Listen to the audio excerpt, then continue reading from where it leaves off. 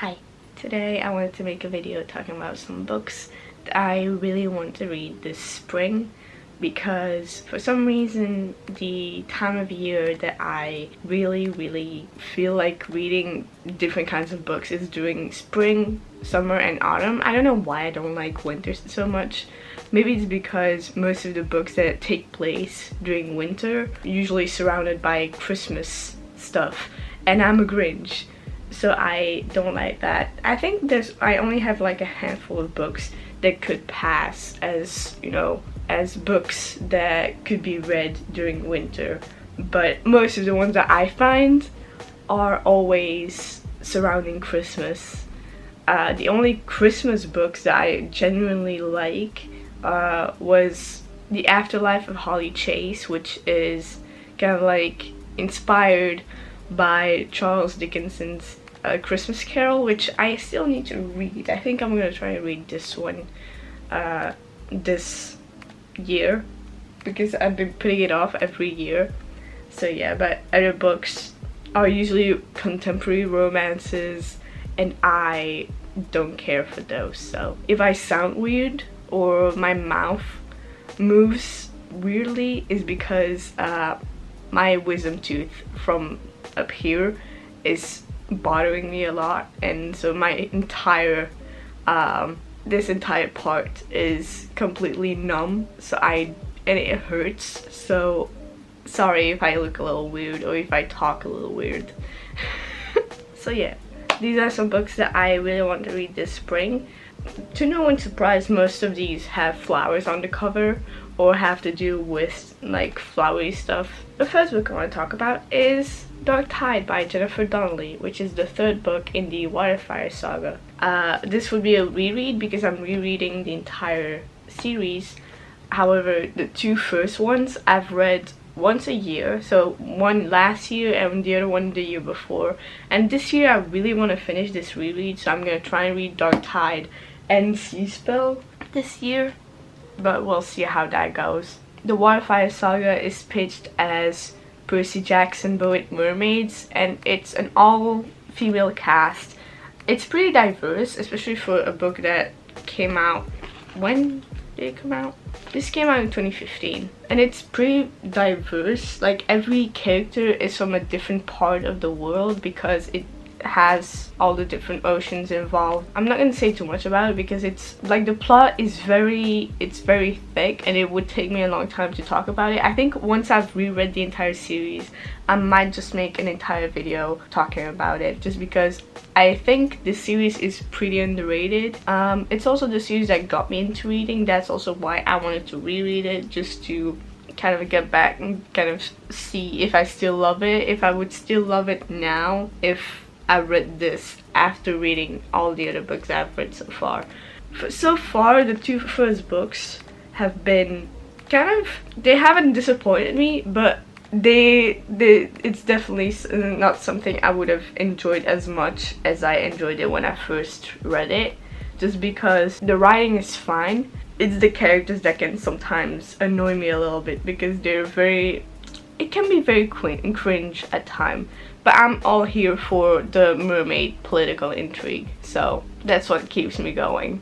And also, I just really want to see the end again, just because I remember when I first read the first book, I only bought it because in this book there are song spells, and one of my favorite artists of all time, Bea Miller, made a song for these books.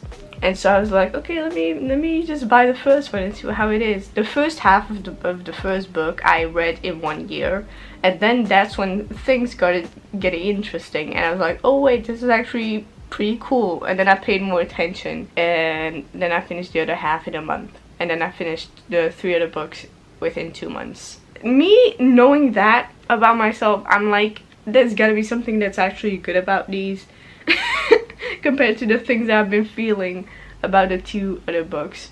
This is middle grade, which is surprising considering how violent and bloody it is, but we're not going to talk about that.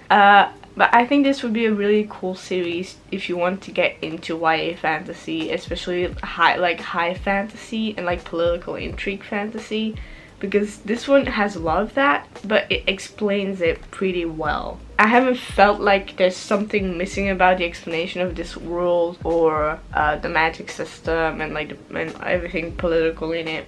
The next book I want to read is This Poison Heart by Kaylin Bayron. I hope I pronounced that right. I read Cinderella's Dead last year on my birthday, and I really loved it, and I saw that she wrote another duology, so I thought, let me also buy both of them at the same time while not starting the first one yet. I have no idea what this duology is about. I just know that it's sapphic. To break an ancient curse, she must let her power bloom. Oh god, this name. Briseis? I'm just gonna call her Brie from the get-go because I don't know how to pronounce that. I'm gonna pronounce it with a Dutch accent and it's gonna look ridiculous. Brie has a gift. She can grow an apple tree from seed in a heartbeat, and flowers bloom at her touch. And when she inherits an old house, she suddenly has the privacy to test her powers. But as Brie starts to magic the house's rumbling grounds back to life, she finds she has also inherited generations of secrets. In a hidden garden overgrown with the most deadly poisonous plants on earth, a dark legacy lies waiting for her, and Brie's long departed ancestors won't let her rest until she finds it. That sounds really cool. As you can see, like I said, it has something to do with plants and flowers. I think that's why I picked all of these books for my spring TBR, just because I see flowers, I think of spring. I think, in my opinion, flower magic is very underrated. So I really love to see more of this, and so I think that made me even more excited at the fact that she has flower powers. So yeah, and also this is sapphic, so that's also a plus. But it sounds really cool. The next book is You Deserve Each Other by Sarah Hogel. I'm gonna be completely honest, I have absolutely no clue what this book is about, and no one's surprised. I bought this on a whim after seeing someone on Instagram post a bunch of like quotes that made me laugh a lot from this book, and I was like, okay, let me buy it. And I have no clue what it's about. I know that it's like enemies to lovers, maybe just rivals or hate to love, but yeah, that's all I know. Meet Naomi and Nicholas, the perfect couple. Their glorious, lavish wedding is coming up in 3 short months, and they are utterly, miserably sick of each other. I love that. Love that. Oh my god. I've been coerced into watching Love is Blind on Netflix, and I feel like this is going to remind me a lot of this. Oh my fucking god. I can't think of like weddings gone wrong without thinking of that show now, and I hate it. Unfortunately, whoever backs out first will end up bearing the brunt of the wedding bill. When Naomi finds out that Nicholas has been feigning contentment too, they go head to head in a battle of sabotage, pranks, and all-out emotional warfare to see who can annoy the other into surrendering first. Now that they have nothing to lose, they're finally being themselves. In fact, they're having so much fun getting on each other's nerves that it starts to feel like something else entirely. Okay, now I'm even more excited. I generally just picked this book on this TBR because it looked like it would fit, and just because I remember the funny parts, you know, that I saw on Instagram. So yeah, I'm even more excited now. This sounds really fun. So essentially they cannot back out of the wedding, or they have to pay the wedding bill, and because neither of them want to do that, they're trying to get the other to cancel first by pranking each other and annoying the shit out of each other. That sounds... yes. Next book is The Whispering Dark by Kelly Andrew. Again, flowers on the cover, who's surprised? This book has been on my TBR for months now, and I hate that I haven't read it yet. All I know of this book is that it has a deaf main character, and that's all I know. But that's all I also heard. Like every time I see it on like TikTok or like on Instagram, it's always promoted as a book with disability representation in it, and I always look for more books that have that, just because I don't have that many books with disability rep. Now obviously now that I'm actually looking for those, I'm finding way more of them. But with a deaf main character, I've never even heard of another book with a main character that's deaf. I think maybe a side character or like a background character that might be deaf, but a main character? I've never heard of that. So I'm excited. And also it looks really spooky with, I think that's lavender or hyacinth. I don't know. But the petals have skulls on them. So I'm very excited. I also have the Fairy Loot edition of it. Hold on, let me grab it. This is the Illumicrate edition. I mean, look at that. Are you kidding me? I had this in the box. Then I went book shopping at Waterstones and I saw the regular edition. I was like, yeah, I'm gonna buy it. I don't know if I'm the only one, but I cannot read like these special pretty editions. I need to have a regular edition and then also the like collector's special editions and like limited editions ones just for decoration, because I cannot read these. Like, I cannot put tabs in these just because I don't want to ruin them with my ugly ass handwriting. And under the dust jacket, are you kidding me? I'm sorry. And it's also signed, so that's fun. Anyway, let me actually read the synopsis for you so that I also know what the fuck is going on. Delaney always talked to the dark. She never expected it to talk back. Okay, I'm excited. Hold on. Delaney is tired of being seen as fragile just because she's deaf. So when she's accepted into a prestigious program that trains students to slip between parallel worlds, she's excited for a chance to prove herself. But her semester gets off to a rocky start as she faces professors who won't accommodate her disability and pretentious upperclassmen fascinated by Delaney's unusual talents. Colton died when he was 9 years old. He woke several weeks later at the feet of a green-eyed little girl. Now, 12 years later, Delaney has stumbled back into his orbit, but Colton's been ordered to keep far away from the new girl and the voices she hears calling to her from the shadows. Delaney wants to keep her distance from Colton. She seems to be the only person on campus who finds him more arrogant than charming. Yet after a student turns up dead, she and Colton are forced to form a tenuous alliance, but Delaney and Colton discover the cost of opening the doors between worlds when they find themselves up against something old and nameless, an enemy they need to destroy before it tears them and their forbidden partnership apart. I saw that there's a murder in it, so now I'm even more excited. So nobody told me that there were parallel worlds, ghosts, and murder. And a deaf main character. Who was going to tell me? Who? Apparently myself. I think this should be my sign to start reading synopsises more. Because I usually don't read synopsises because I find they usually give like a little bit of a spoiler. And sometimes when I don't know anything about a book except for the cover and some aspect of it, like in this case, a deaf main character, in like This Voice and Heart's case, it's sapphic. I like to be surprised by everything else. I think that if I had got into this without knowing the whole ghost thing, without knowing the parallel worlds thing, without knowing that there was a murder in it, I would have been so happy when it turns out to be the case. But I think I should definitely read more synopsises, otherwise I'm gonna end up reading books that I don't even like. Next book is The Agency for Scandal by Laura Wood. Again, I have no idea what this book is about. I think it had some kind of feminist plot to it, and is the reason why I bought it in the first place. When hunting for secrets during the London season, then there is really only one place to go. Isabel Stanhope is keeping a lot of secrets. She's head over heels in love with a duke who doesn't know she exists. Her family fortune is lost, and then there's her job at the Aviary, an investigative agency run by women that specializes in blackmailing powerful men. That is the part that got me to buy it. That part. When Izzy's secret crush becomes embroiled in her most dangerous case yet, the two must work together to uncover a sinister plot, unmasking a villain, and definitely not fall in love. That would create quite the scandal. I'm excited. It's a very short synopsis, but it looks really pretty and it also sounds really cool. I think this is also kind of like, I don't know exactly what she has to investigate, what her new case is, it doesn't say, but I'm hoping for murder.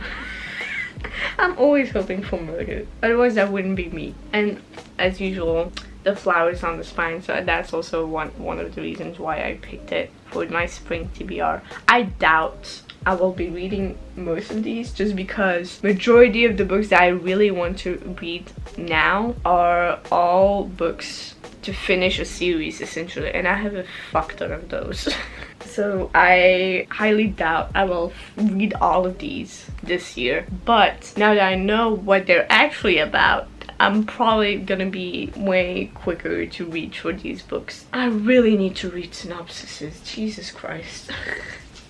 The next book is Mirror Girls by Kelly McWilliams. And again, flowers on the cover. Do I know what the fuck this book is about? Nope. I only know that it has mirrors involved and it has ghosts. That's all I know. I'm gonna be completely honest. I only bought this for the cover and the title, and also the blurb that says, "I stopped breathing because ghosts are real, at least here in Eureka, where the veil is thin." When I saw ghosts, I was like, you're going home with me. So yeah, hold on. Let me actually read the synopsis. As infants, twin sisters Charlie Yates and Magnolia Heathwood were separated after the murder of their parents, who died for loving across the color line. Now at the dawn of the civil rights movement, Charlie is a young black organizer in Harlem, while white passing Magnolia is the heiress to a cotton plantation in rural Georgia. Magnolia knows nothing of her black heritage. The secrets are hard to keep in a town haunted by the ghosts of its slave-holding past. When Magnolia finally learns the truth, her reflection mysteriously disappears, the sign of a terrible curse. Meanwhile, Charlie's beloved grandmother falls ill. Nana's final wish is to be buried back home in Georgia, and unbeknownst to Charlie, to see her long-lost granddaughter, Magnolia, one last time. So Charlie travels into the Jim Crow South, confronting the land of her worst nightmares. The sisters reunite as teenagers in the deeply haunted town of Eureka, where ghosts linger and danger lurks behind every mirror. They couldn't be more different, but they will need each other to put the hauntings of the past to rest, to break the mirror's deadly curse, and to discover the meaning of sisterhood in a racially divided land. Oh, I'm excited. Oh wow. So this one's way deeper than just simply ghosts and mirrors, huh? I'm excited. I'm also excited because there are twins in it, but anyway. I had no idea. Like I said, I only read the blurb when I bought this. Girl, fuck yeah. This is high on my TBR. Fuck yeah. Next book is Belladonna by Adeline Grace. Again, I don't know what this book is about. Again, flowers on the cover. I've had this book on my TBR for months now as well, and I keep hearing nothing but good stuff about it. And also, maybe the other thing that convinced me to buy this book is simply the naked cover.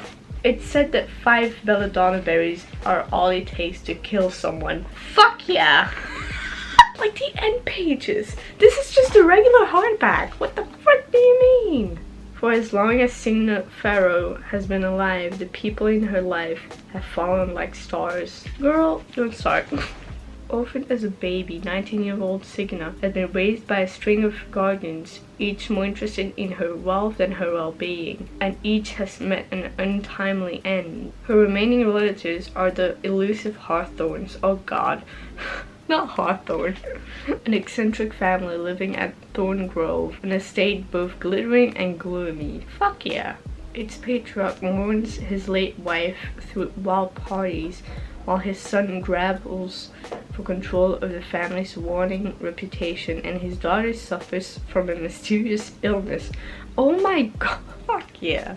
When their mother's restless spirit appears claiming she was poisoned, Signa realizes that the family she depends on could be in grave danger, and enlists the help of his surely stable boy to hunt down the killer. However, Signa's best chance of uncovering the murderer is an alliance with Death himself, a fascinating, dangerous shadow who has never been far from her side. Though he's made her life a living hell, Death shows Signa that their growing connection may be more powerful and more irresistible than she ever dared imagine. So yeah, it's another situation where she fell in love with the devil. Fuck yeah. And there's murder involved and poison.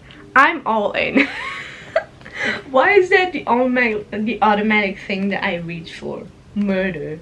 What does that say about me? Don't answer that question. I'm very excited. I was already excited from the get-go just because I've heard nothing but good stuff about this book. And also, it's very pretty. I don't know if, because I know there's a sequel coming out this year, I don't know if I want to wait and read it when the sequel is already out, so that if it's that good, I can just immediately grab the sequel. Or if I simply read it and I'll just have to torture myself by waiting. We'll see how it goes. The last book is The Stolen Heir by Holly Black. When I tell you, I had a heart attack when she announced this last year, because I thought I was all out of this world. Like, I thought we weren't going to get anything else from this world. And then she comes out with this. And with the character art. A runaway queen, a reluctant prince, and a quest that may destroy them both. I just love how Holly Black writes fairies. I just love it. 8 years have passed since the Bell of the Serpent. Wait, how old was Jude when that happened? I think she was like 16, 17, right? Oh my god, she's older than me! No! But in the icy north, Lady North of the Court of Teeth has reclaimed the icy Nil Citadel. There, she is using an ancient relic to create monsters of stick and snow who will do her bidding and exact her revenge. Sring, child queen of the Court of Teeth and the one person with power over her mother, fled to the human world. There she lives feral in the woods, lonely and still haunted by the merciless torments she endured in the Court of Teeth. She bides her time, releasing mortals from foolish bargains. She believes herself forgotten until the storm hag, Bagadonna, chases her through the night. Sring is saved by none other than Prince Oak, the heir to Elfheim she was once promised to in marriage and who she has resented for years. Fuck yeah! Now 17, Oak is charming, beautiful, and manipulative. He's on a mission that will lead him into the Ice Nil Citadel, and he wants Sring's help. But if she agrees, it will mean guarding her heart against the boy she once knew and a prince she cannot trust, as well as confronting all the horrors she thought she left behind. I'm gonna be smiling like an idiot for the rest of the day. I'm so excited. I hate that now I read the synopsis for it, because now I think I'm gonna leave behind my plan of finishing all of the series that I started. Well, that just happened. Why am I like this?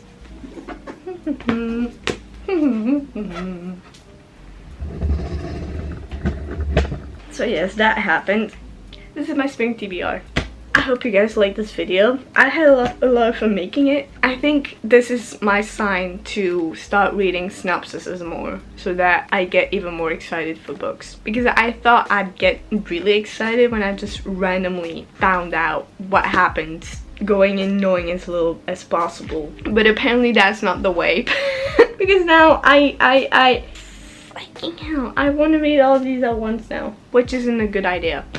But anyway, I hope you guys like this video. Subscribe, like. I will also leave down below my Instagram, which is where I post the most. And also I leave a link to my Etsy shop, because this year I started selling some prints and bookmarks and stickers and some other stuff on my Etsy shop, because that's something I've been wanting to do for a very long time. So yeah, if you want to check it out, there's a link in the description. And I'll see you guys next time. Bye.